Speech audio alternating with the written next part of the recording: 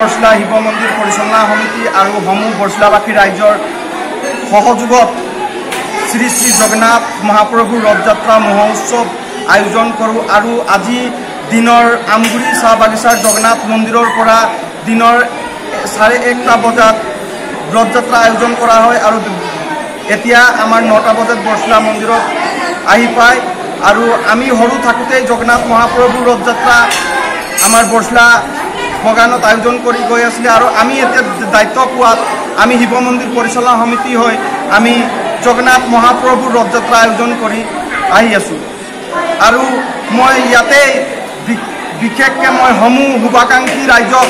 আমগুৰি হালুৱাটিং আমাৰ বৰছলা অঞ্চলৰ সমূহ শুভাকাংক্ষী ৰাইজক ধন্যবাদ জনাব খোজোঁ লগতে অসমীয়া উৎকল যুৱ পৰিষদ বৰছলা প্ৰাথমিক সমিতিৰ আৰু আমগুৰি আঞ্চলিক সমিতিৰ সকলো বিষয়ববীয়াক সহায় সহযোগ আছে সেইবাবে মই সকলোকে আন্তৰিক অভিনন্দন আৰু ধন্যবাদ জনাব খুজিছোঁ ধন্যবাদ।